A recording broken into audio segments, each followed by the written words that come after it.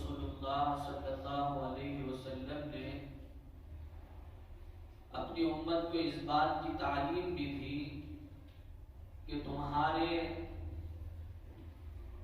خیر، تمہاری محبت، تمہاری شفقت کے سب سے زیادہ حقدار تمہارے اپنے گھر والے بھی ہیں۔ ایسا نہ ہو کہ آدمی دنیا بھر میں پیار بانٹتا پھرے، محبت بانٹتا پھرے اور اس پیار، اس محبت بھری باتوں سے اس کا گھر خود محروم رہے۔ جسے ہمارے اکابر بڑے لوگ اپنی زبان میں یوں کہتے ہیں، گھر میں لڑی باہر بڑی۔ بولتے نہیں بولتے؟ باہر بڑی بڑائی ہے، بڑے اخلاق کا مظاہرہ ہے۔ ہر طرف ہر دیکھنے والا، ملنے جلنے والا، ملاقات کرنے والا، بات کرنے والا یہ کہتا ہے کہ ہاں جناب بہت اچھے، بہت نرم طبیعت کے ہیں، بہت ہمدرد ہیں، خیر خواہ ہیں۔ باہر تو بڑی بڑائی ہے، بڑی تعریفیں ہیں، اور گھر کا حال یہ ہے کہ گھر میں جھگڑا ہے، گھر میں فساد ہے، گھر محبت سے خالی ہے، محبت سے ویران ہے۔ تو یہ اصل میں ہمدرد نہیں ہے، یہ تو منافق ہے، یہ خیر خواہ نہیں ہے، یہ منافق ہے۔ اصل خیر خواہ کون ہے؟ جو اپنے گھر والوں کے ساتھ بھی خیر خواہی کا معاملہ کرے، جو اپنے اہل خانہ کے ساتھ بھی محبت کا برتاؤ کرے، اور بطور خاص آج جو مجھے بیان کرنا ہے وہ یہ ہے کہ اپنی بیوی کے ساتھ بھی خیر خواہی اور ہمدردی کا معاملہ کرے۔ اس لیے کہ آج اس وقت اس زمانے میں جو ہمارے بچوں کے بگڑنے کے ہزار سبب دنیا کے لوگ بیان کرتے ہوں گے، ان تمام اسباب میں ایک اہم سبب ہمارے نزدیک یہ بھی ہے کہ میاں بیوی کے آپس کے تعلقات کے خراب ہونے کی وجہ سے بھی بچے بگڑتے ہیں۔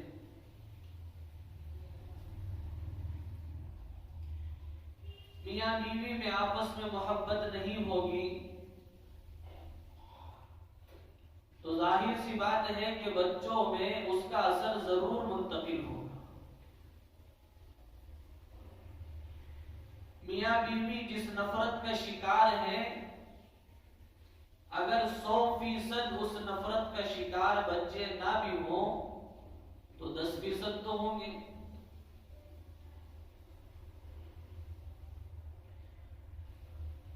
اگر باپ اپنے بچوں کے سامنے یہ کہتا ہے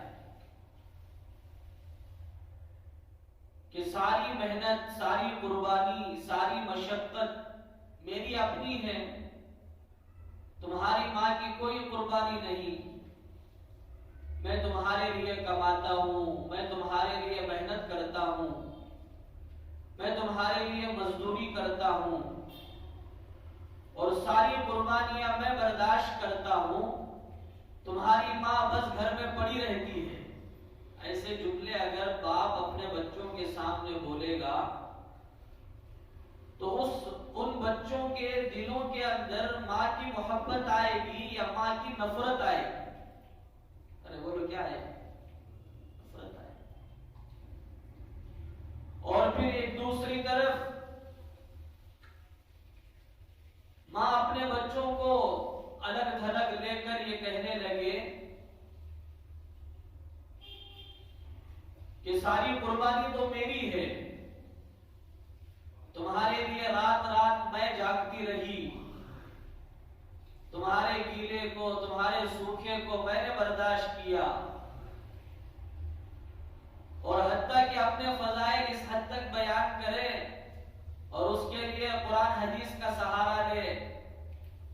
تعالیٰ نے دیکھو ماں ہی سے متعلق کہا کہ اللہ جو 70 ماؤں سے زیادہ رحم کرتے ہیں، باپ کا ذکر نہیں کیا، اپنے فضائل بیان کرے.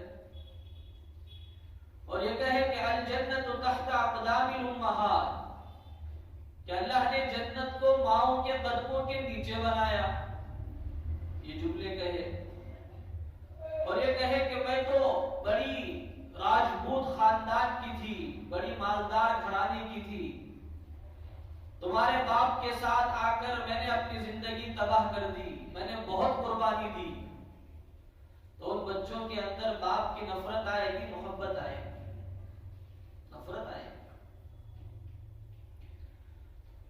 اس لیے اب شوہر کی ذمہ داری، گھر کے مرد کی ذمہ داری ہے کہ ابتدا ہی سے اگر نہ ہو سکے تو اب جس زندگی کے جس حصے پر ہم پہنچے ہوئے ہیں، یہاں سے کم از کم یہ نظام بنایا جائے کہ ہمارا سب سے بہتر تعلق اپنی بیویوں سے ہو، اپنی گھر والیوں سے ہو. عمر ہماری کم ہے، تجربہ کم ہے، آپ بڑی عمر کے افراد ہیں، لیکن علماء نے جن اقوال کو بیان کیا، تجربے کاروں نے جن اقوال کو بیان کیا، اس کے بیان کرنے میں تو کوئی رکاوٹ نہیں ہے. علماء نے یہ بیان کیا کہ ایک بے غیرت مرد کی سب سے بڑی علامت یہ ہوتی ہے، بے غیرت بے شرم مرد کی سب سے بڑی علامت یہ ہوتی ہے کہ وہ نکاح کے بعد اسے اپنی بیوی پسند نہیں آتی، اسے دوسروں کی بیویاں پسند آتی. حتیٰ کہ بعض علماء نے یہاں تک لکھا کہ اسے گلی کا کتا بعض دفعہ محبوب ہوتا ہے، اپنی بیوی محبوب نہیں ہوتی. ارے ہوتا نہیں ہوتا. نکاح سے پہلے کون تو ایک مل گئی تو بس کتی، نکاح ہونے کے بعد پوری دنیا کا نظارہ سب جگہ دیکھتے رہتے. تو یہ بے شرم مرد کی علامت ہے. اور باغیرت، باحمیت، باعفت مرد کی علامت یہ ہے کہ وہ نکاح ہو جانے کے بعد اپنی بیوی کے علاوہ کسی پر نگاہ اٹھا کر نہ دیکھے، اپنی بیوی کے ساتھ پیار و محبت کا معاملہ کرے، ہمدردی کا، خیر خواہی کا، الفت و محبت کا معاملہ کرے. کیوں؟ اس لیے کہ اللہ تعالیٰ نے صاف قرآن میں فرمایا وَمِنْ آيَاتِهِ أَنْ خَلَقَ لَكُم مِّنْ أَنفُسِكُمْ أَزْوَاجًا. اللہ کی قدرت کی نشانیوں میں سے ایک نشانی تمہاری بیویاں ہیں. اس کی ارے سب بولو، ہماری بیویاں، دوسروں کی بیویاں نہیں. اللہ نے اپنی قدرت کی نشانی فرمایا. جہاں اللہ کی قدرت کی ایک نشانی آسمان ہے، جہاں اللہ کی قدرت کی ایک نشانی زمین ہے، جہاں اللہ کی قدرت کی ایک نشانی سورج ہے، جہاں اللہ کی قدرت کی ایک نشانی چاند ہے، جہاں اللہ کی قدرت کی ایک نشانی ستارے ہیں، جہاں اللہ کی قدرت کی ایک نشانی پہاڑ ہے، جہاں اللہ کی قدرت کی ایک نشانی بہتے سمندر ہے، ٹھاٹے مارتا سمندر ہے، دنیا کے چھوٹے بڑے دریا ہیں، پانی کا ایک قطرہ بھی اور ٹھاٹے مارتا سمندر بھی اللہ کی قدرت کی نشانیوں میں سے ہے. بے شمار چیزیں، انگنت چیزیں، لا تعد ولا تحصى، جسے آدمی گن نہیں سکتا، شمار نہیں کر سکتا، کاؤنٹ نہیں کر سکتا، جس کا حساب نہیں لگا سکتا. اتنی چیزیں اللہ کی قدرت کی نشانیوں نشانیوں میں سے ہے، تو وہی فرمایا وَمِنْ آیَاتِهِ، اللہ ہی کی قدرت کی نشانیوں میں سے یہ بھی ہے أَنْ خَلَقَ لَكُم مِّنْ أَنفُسِكُمْ أَزْوَاجًا، کہ اللہ نے تم ہی میں سے تمہاری بیویوں کو اللہ نے اپنی قدرت کی نشانیوں میں سے ایک نشانی بنائی۔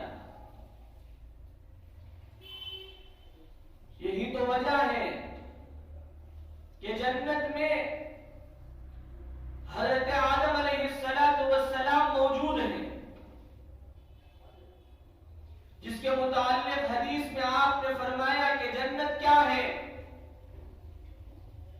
قرآن و حدیث میں جو کچھ بیان کیا گیا وہ بس حصی طور پر سمجھنے کے لیے، ایک حصی طور پر نہیں، معلوماتی طور پر سمجھنے کے لیے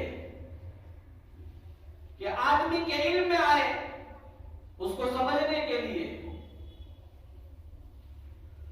ورنہ حدیث میں آپ نے صاف فرمایا مَا لَا عَيْنٌ رَأَتْ،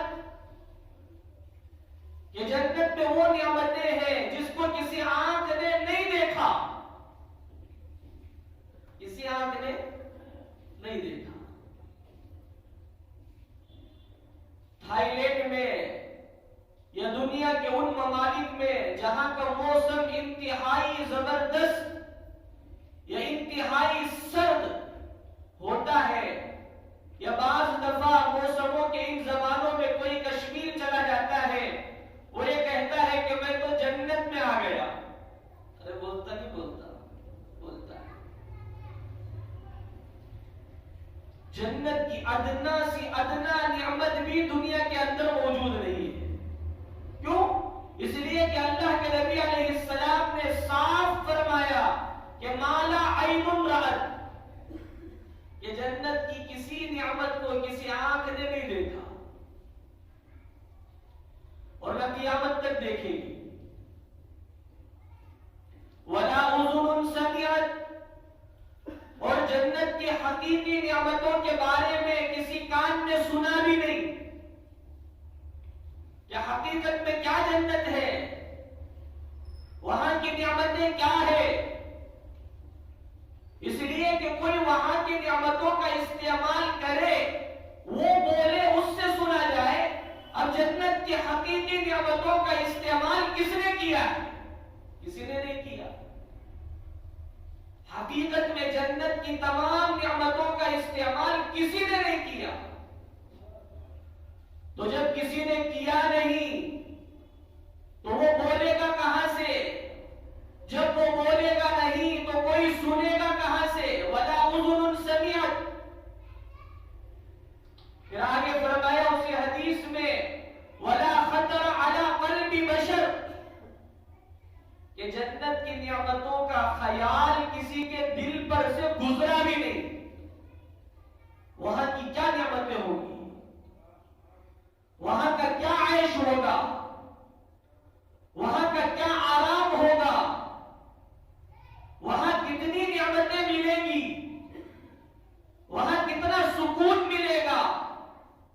یہی وجہ ہے کہ ایک حدیث میں آپ نے فرمایا کہ دنیا کے سب سے زیادہ مصیبت زدہ انسان کو، جس نے اپنی پیدائش سے لے کر اپنی موت تک کبھی راحت کا کوئی سانس نہیں لیا، مزے کی زندگی کبھی اس نے گزاری نہیں،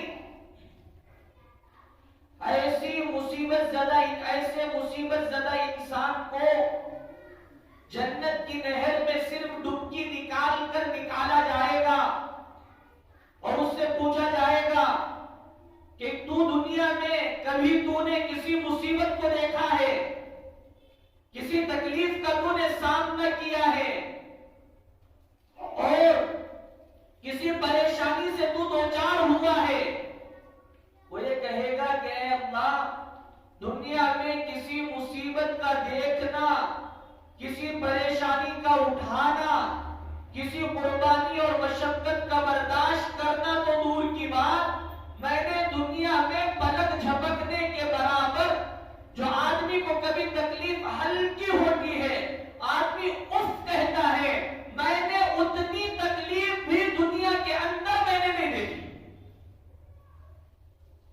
یہ کون کہے گا جو دنیا کا سب سے زیادہ غریب، مفلس، تندرست، پریشان، قربانی دینے والا انسان کہ جب اسے جنت کی ایک نہر میں ڈبکی دے کر نکالا جا رہا ہے، وہ یہ کہے گا کہ اتنا مزہ آ گیا، اتنا مزہ آ گیا کہ اب مجھے دنیا کی کسی تکلیف کا کوئی اندیشہ نہیں، اور دنیا کی کسی تکلیف اور قربانی کا مجھے کوئی اندازہ نہیں ہے کہ میں نے دنیا میں کیا تکلیف برداشت کی ہے۔ ایسی جنت میں حضرت آدم علیہ السلام رہتے تھے۔ ارے کون رہتے تھے؟ ہم سب کے والد بزرگوار، جد امجد۔ لیکن حضرت آدم علیہ السلام بے چین تھے ایسی جنت میں جس کا تذکرہ کسی انسان پر کسی نے دیکھا نہیں، کسی نے سنا نہیں۔ وہاں کیا نعمتیں ہیں، کیسی کیسی راحتیں ہیں، کیسی اچھی چیزیں ہیں، اس کا کوئی تذکرہ کسی انسان کے دل پر تک نہیں گزرا۔ ایسی جنت میں حضرت آدم علیہ السلام تھے، لیکن اس کے باوجود پریشان تھے، غمزدہ تھے۔ تو اللہ تعالیٰ نے حضرت آدم علیہ السلام کے غم کو ختم کرنے کے لیے اللہ نے حضرت آدم علیہ السلام ہی کی پسلی سے حضرت حوا کو پیدا کیا، جس کے نتیجے میں حضرت آدم علیہ السلام کا وہ غم ختم ہو گیا۔ اسی کو اللہ نے فرمایا کہ وَمِنْ آيَاتِهِ أَنْ خَلَقَ لَكُمْ مِنْ أَنفُسِكُمْ أَزْوَاجًا، کہ اللہ نے تمہاری بیویوں کو، تمہاری جوڑوں کو، تمہاری بیویوں کو اللہ نے اپنی قدرت کی نشانیوں میں سے بنایا۔ کہ تمہاری بیوی اللہ کی قدرت کی نشانی ہے کہ جہاں حضرت آدم علیہ السلام کو جنت کی ساری نعمتیں ہونے کے باوجود وہ جس پریشانی میں مبتلا تھے، اللہ نے اپنی قدرت سے، اپنی قدرت کا اظہار کرتے ہوئے، اپنی نشانیوں کا اظہار کرتے ہوئے اللہ نے حضرت حوا کو پیدا کیا کہ جنت کی ساری نعمتیں ہونے کے باوجود حضرت آدم پریشان تھے، اللہ نے حضرت حوا کے ذریعے اس پریشانی کو اللہ نے دور کیا۔ تو یہ اللہ کی قدرت کی نشانیوں میں سے ہے۔ لہذا حکم ہے وَعَاشِرُوهُنَّ بِالْمَعْرُوفِ، کہ یہ چونکہ اللہ کی قدرت کی نشانیاں ہیں، اس لیے ان کے ساتھ بھلائی کا معاملہ کرو، بدسلوکی کا معاملہ مت کرو۔ ہم عورتوں میں، مستورات میں مردوں کے حقوق بیان تو کرتے ہیں، لیکن مردوں میں بہت کم عورتوں کے حقوق بیان کیے جاتے ہیں۔ مرد بنے کے دل کو خوشی کی چھری چل جاتی، کب؟ جب ذرہ اس کی جوڑوں کی برائی بیان کرے، انہیں ایسی، انہیں تیڑی، انہیں میڑی کہتے ہیں، خوش ہو جاتا، برابر بولے حضرت میری جوڑوں کے بارے میں بولنے دو۔ لیکن جتنے تیڑے ہم مرد بن گئے ہیں، اللہ کا کرم ہے کہ تیڑی پسلی سے پیدا ہونے کے باوجود ہماری عورتیں اللہ کے کرم سے سیدھی تو ہیں۔ ہمیں سیدھی پسلی سے پیدا ہو کو ٹیڑے ہوگی، ارے ہوئے نہیں ہوئے، ہم ٹیڑے ہو گئے۔ ہم نے اپنے نیچر کو بھلا دیا، ہم نے اپنی فطرت کو بھلا دیا۔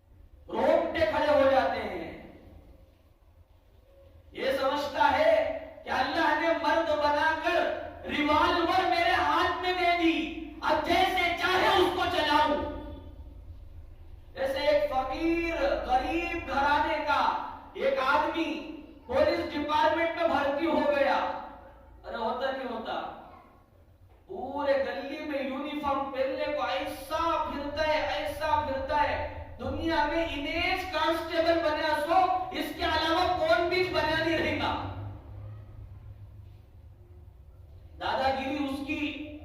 دادا گیری ختم کرنے کے لیے تجھے یونیفارم دیا گیا۔ اب غریب گھرانے کا، مفلس گھرانے کا، کبھی پولیس کے قریب گیا نہیں، پولیس کے ساتھ بیٹھا نہیں، اس کے ساتھ کبھی میٹنگ اس کی نہیں ہوئی، اسے لباس کیا مل گیا، یہ سب سے بڑا دادا اپنے آپ کو سمجھتا ہے۔ تو جس طرح ایک فقیر کانسٹیبل کا حال ہوتا ہے، جو مفلس ہے اس کی کوئی شان نہیں، غریب خاندان کا، بے حیثیت خاندان کا، وہ اپنے آپ کو جس فقر پر اور جس وہ ستون پر سمجھتا ہے، آج کا ایک نکما مرد اپنے آپ کو اسی طرح سمجھتا ہے کہ میں بہت بڑا ترم بن گیا، میں بہت بڑا تیسمار خاں بن گیا۔ اللہ تعالیٰ نے حکم دیا کہ وَعَاشِرُوهُنَّ بِالْمَعْرُوفِ، کہ اپنی بیویوں کے ساتھ بھلائی کا معاملہ کرو۔ یہ اللہ کی نشانیوں میں سے ایک نشانی ہے۔ اللہ نے تمہارے لیے تمہاری بیویوں کو اپنی نشانیوں میں سے بنایا، ازواجا لتسکنوا الیہا۔ اگر عورتوں کو اللہ پیدا نہ کرتے، اس دنیا میں کوئی مرد سکون کا سانس نہ لے سکتا۔ جس طرح حضرت آدم علیہ السلام جنت میں کروڑوں اربوں کھربوں نعمتوں کے درمیان سکون سے محروم ہے، اگر اس دنیا میں عورتوں کا وجود نہ ہوتا، دنیا کی تمام نعمتوں کے باوجود یہ مرد اس طرح پریشان رہتا جس طرح کوئی مفلس، کوئی غریب، کوئی فقیر انسان اپنی فقیری میں پریشان رہتا ہے۔ تو اللہ نے اپنی قدرت کی نشانیوں میں سے اسے بنایا، تو لہذا حکم دیا کہ وَعَاشِرُوهُنَّ بِالْمَعْرُوفِ۔ شادی سے پہلے بڑے اچھے تعلقات، بولو جانو کیسے کیسے الفاظ، شادی کے بعد بکو مر گئے کیا تیرا قصہ، ارے بولتے نہیں بولتے، میں یہاں کا بہار کا نہیں، مجھے پورا معلوم، پورا سنتا رہتا ہوں۔ اللہ حفاظت فرمائے، کیسے کیسے جملے۔ اب تو ایک عام بلا شادی سے پہلے نمبر دلاتی، سالی سے کانٹیکٹ کر لیتا، نمبر لے لیتا، نمبر لے لے کو پوری باتیں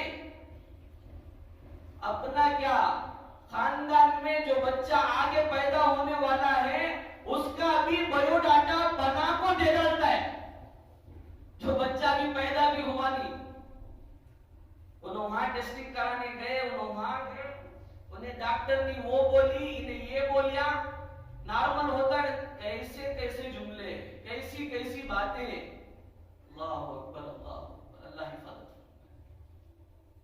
جائز نہیں ہے۔ اور پھر وہی شادی ہو جائے۔ اب حکم تھا کہ شادی سے پہلے ایک مرد کے لیے حلال نہیں، جائز نہیں کہ وہ گفتگو کرے، اگر شدید مجبوری ہے، عورت کے ذمہ ضروری ہے کہ کڑوی زبان استعمال کرے، بولو کیا ہونا، چلو یہاں سے۔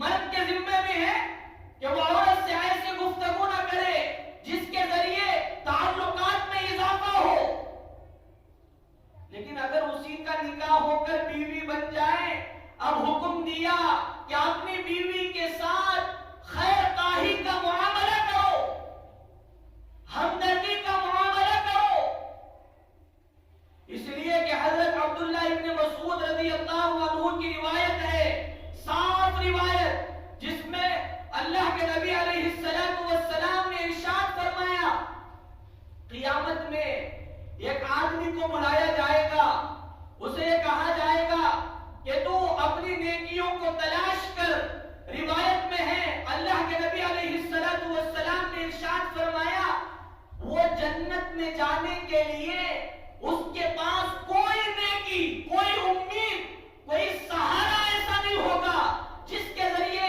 وہ یہ امید کر سکے کہ میں اپنے اس عمل کی وجہ سے میں جنت میں جا سکوں گا۔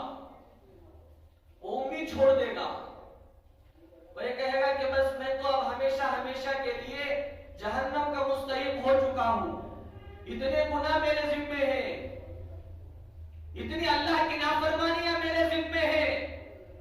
جب ہی اللہ تعالیٰ کی طرف سے اس بندے کو پکار کر کہا جائے گا کہ اے میرے بندے تو جنت میں چلا جا، کون سے بندے کو؟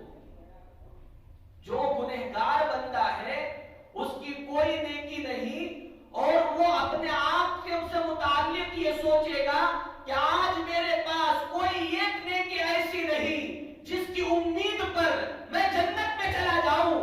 وہ یہ کہے گا کہ میں تو جہنم کا مستحق ہوں۔ اللہ اس بندے کو پکار کر کہیں گے کہ تو جنت میں چلا جا۔ وہ جنت میں جانے کی کوشش تو کرے گا، کرنے سے پہلے وہ اللہ سے پوچھے گا کہ اے اللہ، میرا کوئی عمل تو ایسا نہیں جس کی وجہ سے مجھے امید لگے کہ میں جنت میں چلا جاؤں، لیکن آپ نے جنت میں جانے کا حکم دیا جبکہ میں جہنم کا مستحق تھا۔ تو اللہ کہیں گے کہ تو اپنے اہل و عیال پر مہربان تھا دنیا میں، آج اللہ تجھ پر مہربان ہے۔ تو اپنے گھر والوں پر مہربانی کرتا تھا۔ باہر دوستوں کو بریانی کھلانا آسان، گھر میں دال کا انتظام کرنا مشکل ہے، نہیں ہے؟ اور پورے بڑی دعوت 5 اسٹار ہوٹل میں جا کھلا آتا ہے، گھر میں دال چٹنی کے لیے ترساتا ہے۔ ارے یہ مرد ہے، بے غیرت مرد ہے، بے شرم مرد ہے، گھر میں لڑائی، باہر بڑی باتیں، بڑے ڈھینگا مار رہا ہے۔ اس لیے اللہ کے نبی علیہ السلام نے صاف فرمایا، حضرت عائشہ رضی اللہ عنہا کی روایت ہے کہ آپ نے فرمایا خیرکم خیرکم لأہلی، تم میں سب سے بہتر وہ ہے جو اپنے گھر والوں کے ساتھ بہتر ہو۔ باہر دنیا والے بول رہی بڑے نمازی، گھر کی جورو جگ پوچھو، انہیں بولتی کتنے نمازی تمہیں کتنے نمازاں پڑھ رہی، تمہیں کتنے دیندار ہیں، تمہاری گھر والی کو معلوم۔ اس لیے آپ نے فرمایا خیرکم خیرکم لأہلی، کہ تم میں سب میں بہتر وہ ہے جو اپنے گھر والوں کے لیے بہتر ہو، جو اپنے گھر والوں کے لیے بدتر ہیں وہ دنیا کے کسی بھی انسان کے لیے بہتر ہو جائے، اللہ اس کے رسول کی نگاہ میں وہ بہتر نہیں ہے۔ اگر یہ چاہتے ہو کہ اللہ اس کے رسول کی نگاہ میں تم بہتر ہو جاؤ تو سب سے پہلے اپنے گھر والوں کے لیے بہتر بن کر دکھاؤ۔ دنیا یہ کہہ رہی ہے کہ آپ بڑے نماز کے پابند ہیں، تمہاری اللہ اس دنیا والے سے جو کہہ رہا ہے اللہ اس سے نہیں پوچھیں گے، تمہاری بیوی سے پوچھیں گے کیا بھائی انہیں نمازی کیا؟ انہیں بولی ہو تو نمازی۔ دنیا والے بول رہے ہیں قرآن کی بڑی تلاوت کرتے ہیں، بیوی سے پوچھا جائے گا کیا بھائی قرآن کی تلاوت کرتی کیا؟ جی کرتے ہیں اللہ، ٹھیک ہے۔ بڑے دیندار، بڑے متقی، بڑے پرہیزگار، دہلیز کے باہر سب پرہیزگاری چل، کپڑے پہننے کے بعد پورے پرہیزگار، کپڑے نکال کو گھر میں رہتی نا، جب بھی پوچھا جائے گا بیوی سے کہ متقی تھے کیا، گھر میں بھی اللہ سے ڈرتے تھے، تم گواہی دیتی ہو کہ تمہارا شوہر متقی تھا، تمہارا شوہر اللہ سے ڈرنے والا تھا، تمہارا شوہر تمہارے حقوق ادا کرنے والا تھا۔ بیوی کہتی ہے اللہ واقعتاً متقی تھا۔ اللہ کہیں گے کہ جب تو نے کہا تو تیرا شوہر متقی ہے۔ مطلب علماء نے بیان کیا کہ اس حدیث میں جو آپ نے فرمایا خیرکم خیرکم لأہلی وانا خیرکم لأہلی، آپ نے فرمایا کہ تم میں سب سے بہتر وہ ہے جو اپنے گھر والوں کے لیے بہتر ہو. اور میں اپنا حضور فرما رہے ہیں کہ میں اپنا حال بیان کرتا ہوں کہ میں اپنے گھر والوں کے لیے تم میں سب سے زیادہ بہتر تھا. حضور اپنے گھر والوں کے لیے ارے بولو کیا تھے؟ سب سے بہتر. کیسی محبت، کیسا رویہ، کیسا سلوک حضور کا کہ حضرت عائشہ رضی اللہ عنہا ایک مرتبہ حضور اپنے مکان میں موجود ہے، اپنے گھر میں موجود ہے، باہر صحن میں آنگن میں حضرت عائشہ رضی اللہ عنہا پانی پی رہی تھی تو اللہ کے نبی علیہ السلام نے فرمایا یا حمیرہ. حضور حضرت عائشہ کو محبت سے کہتے تھے حمیرہ. حمرم کے معنی عربی میں آتے ہیں لال کے. ارے گورے آدمیاں لالی سفیس نا، ذرا اتنی زیادہ خوشی ہوگی تو بھی لال ہو جاتی، ذرا زیادہ غم ہوگا تو بھی لال ہو جاتی، روئے تو بھی لال، ہنسے تو بھی لال. تو آپ نے فرمایا اے لال، اے میری چھوٹی لال. جیسے ہمیں بولتے نہیں بچوں کو میرے لال بولتے نا، تو حضور اپنی بیوی حضرت عائشہ کو کہتے تھے میری چھوٹی پیاری لال. آج ہمیں شرماتی بولتے ہوئے، آگے جا کے بولنا گویا کہ فرض منصبی.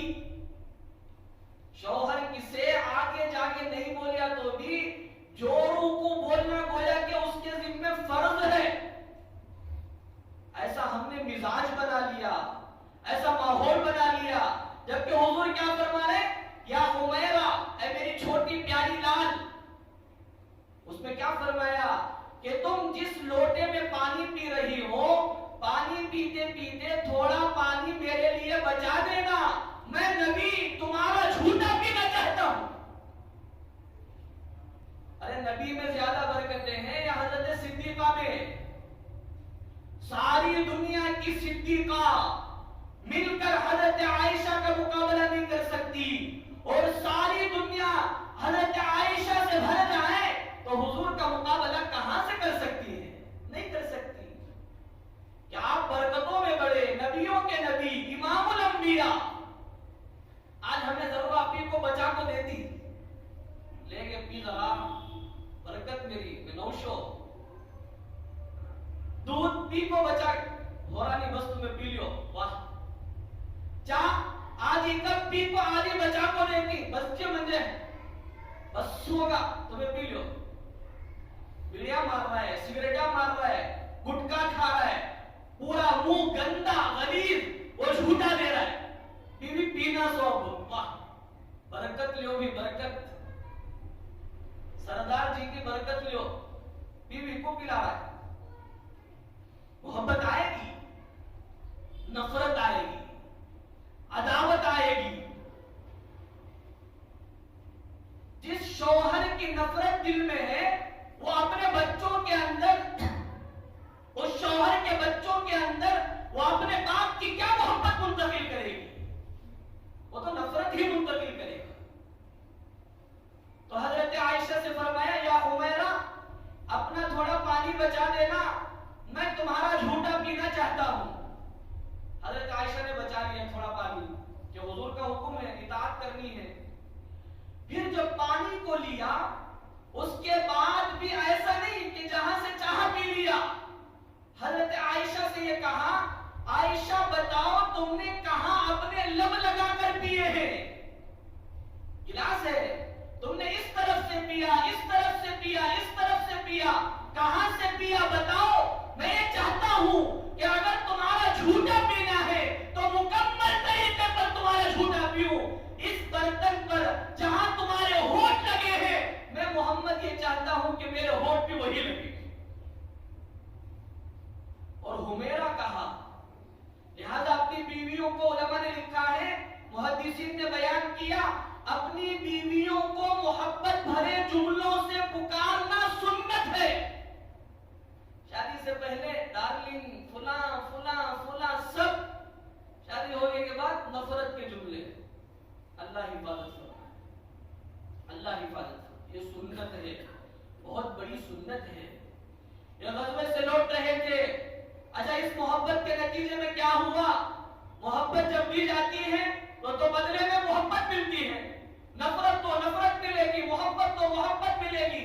حضرت عائشہ محبت کے نتیجے میں ایسے اشعار پڑھا کرتی تھی، علماء نے لکھا ہے کتابوں میں کہ حضرت عائشہ پڑھا کرتی تھی لنا شمس وللآفاق الشمس، کہ ہمارے لیے ہمارا بھی ایک سورج ہے، آسمان کا بھی ایک سورج ہے، وہ شمس خیر من شمس السماء، ہمارا سورج آسمان کے سورج سے لاکھ گنا بہتر ہے۔ اور یہ کہتی تھی کہ شمس السماء تطلع بعد الفجر، آسمان کا سورج تو فجر کے بعد طلوع ہوتا ہے، میرا سورج عشاء کے بعد طلوع ہوتا ہے۔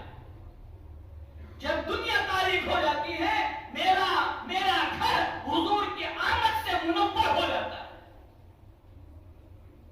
کہ جب دنیا میں تاریکی بڑھ رہی ہوتی ہے، سورج گیا، اندھیرا چھایا، تاریکی بڑھ گئی، لیکن میرا گھر عشاء کے بعد طلوع ہوتا ہے، کہ دنیا کے سورج نکلے نہ نکلے مجھے کوئی فرق نہیں پڑتا، اگر حضور میرے گھر نہیں آتے میں یہ سمجھتی ہوں کہ میرا گھر ویران ہو گیا۔ کیا آج ہماری بیوی وہ سمجھ رہی ہے؟ کیا آج ہمارے بچے، ہم گھر کے مرد ہیں تو کیا ہمارے بچے ہمارے تعلق سے یہ سوچ رہے ہیں؟ یہ سوچنے کی ضرورت ہے، یہ کرنے کی ضرورت ہے۔ کون مائی کا لال ہوگا؟ 1.25 لاکھ صحابہ کا کمانڈر، چیف کمانڈر اور سب کا حاکم، سب کا سردار، حضور غزوے سے لوٹ رہے ہیں، پورے صحابہ کی جماعت کو یہ کہا کہ تم آگے چلے جاؤ، آگے بڑھ گئے صحابہ، حضرت عائشہ کو روک لیا مدینے سے قریب، یہ کہا عائشہ دوڑ لگائے، جیسے بولتی نہیں ہمیں آؤ جی کھیلیں گے، آؤ جی لڑیں گے۔ حضرت عائشہ سے حضور نے فرمایا عائشہ دوڑ لگائیں، دیکھ لیں کھیلے دونوں۔ حضور جو نہ ہوتے تو کائنات کا ذرہ وجود میں نہ آتا، اگر حضور نہ ہوتے تو کون ہوتا؟ نہ نبی ہوتے، نہ رسول ہوتے، نہ اولیاء ہوتے، کوئی نہ ہوتے، جتنے بنے ہیں سب حضور کے صدقے میں بنے ہیں۔ حضور نے فرمایا دوڑ لگائیں، دوڑ لگائی گئی، حضور جیت گئے۔ تو حضرت عائشہ سے فرمایا اے عائشہ یہ اس گیم کا بدلہ ہے۔ کیا فرمایا؟ پہلے ایک گیم ہوا تھا، پہلے ایک کھیل ہوا تھا، اس سے پہلے بھی ایک دفعہ ریس لگائی گئی تھی، اس میں حضرت عائشہ دبلی پتلی تھی، حضرت عائشہ جیت گئی تھی۔ حضور اس موقع پر ہار گئے تھے، مطلب پیچھے رہ گئے تھے، حضرت عائشہ آگے بڑھ گئی۔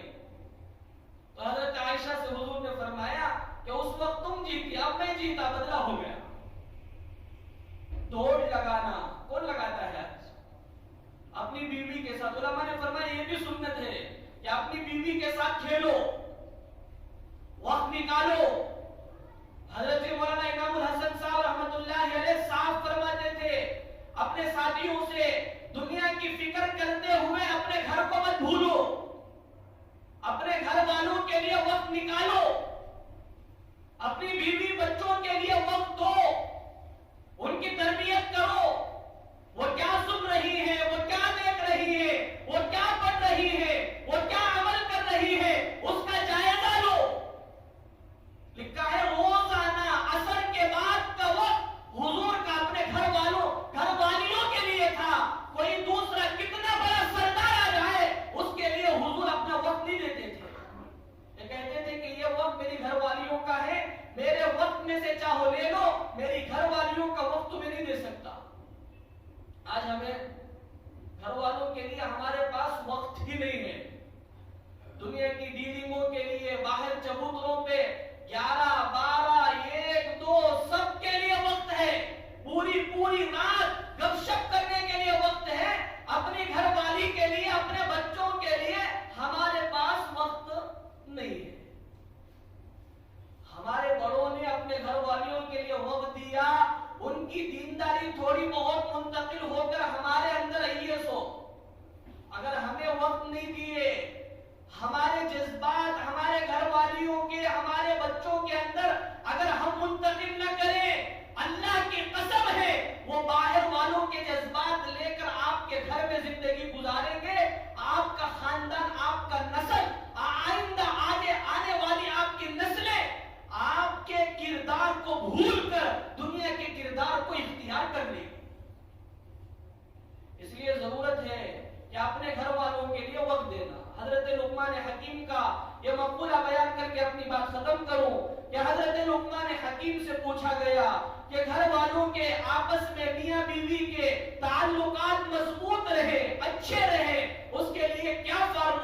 حکیم تھے حضرت لقمان، ظاہری خالی دوائیں کے حکیم نہیں، ایسی باتیں کہ دنیا کے سارے حکما مل کر حضرت لقمان حکیم کے ایک جملے کا مقابلہ نہیں کر سکتے۔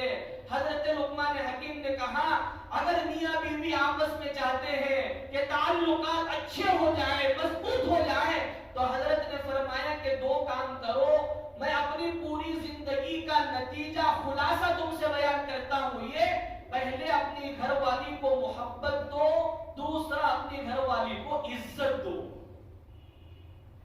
کیا کرنا بولو سب؟ ارے بولو، نہیں سنے چلا میں اتنا زور سے بولوں تمہیں، بولو ذرا جی۔ کیا کرنا پہلا؟ نہیں دینے کا ارادہ چھوا نہیں، ارادہ ہوا تو نہ بولنے، ارادہ نہیں ہوا کہاں سے بولتی؟ پہلے کیا دینا؟ سر کو چڑھ کو بیٹھ جاتے نا، بیٹھ گئی تو بیٹھ جاتی ہے۔ اب حضرت عائشہ بیٹھ گئے، اشعار گنگناتے تھے، عورت ہے۔ پہلا کام بولو سب، کیا کرنا؟ ارے بولو اور زور سے، محبت کا تو کیا ہم معلوم اس کیا دینا سو محبت۔ دوسرا کام ارے بولو زور سے، عزت، سب دیں گے انشاءاللہ۔ حضرت لقمان حکیم سے پھر اس سوال کرنے والے نے کہا حضرت اگر یہ کام نہ کرے تو؟ جیسے ہمیں کچھ نہیں، تمہیں بولنے کا بولتا ہے بھی، ہمیں جاگ دیے، عزت بھی، محبت بھی دیے، کیا بھی ریسپانس نہیں، کیا بھی بدلے میں ہم نے کیا بھی نہیں، وہ پرانا الٹا کے لیے پھرکاتی ہے، چاپ کو پھینکتی ہے، کبیر پھرکا رہی ہے، پہلے بیلن پھرکاتی تھی اب مانڈا پھرکا رہی ہے، تو کیا کرنا؟ حضرت لقمان حکیم نے فرمایا دوا کی مقدار کو بڑھا دو۔ کیا فرمایا؟ دوا موچ، دوا بدلنے کا نہیں، ڈوز بڑھا دو۔ پہلے 5 ml دیتے تھے، اب کیا کرو؟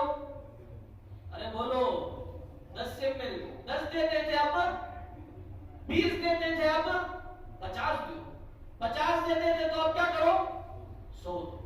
آپ اگر محبت دیں گے اللہ کی ذات سے آپ یہی امید رکھیں بدلے میں آپ کو محبت ملے گی۔ حضور نے محبت دی تو بدلے میں محبت ملی، آپ اگر محبت دیں گے بدلے میں آپ کو محبت ملے گی۔ آپ اگر عزت دیں گے، پہلے عزت ذری دیتے تھے، اب ذرا بڑھا دو اور بڑھاؤ، اگر اس کے باوجود نہیں کم رہی اور بڑھاؤ اور بڑھاؤ، عزت بڑھاؤ۔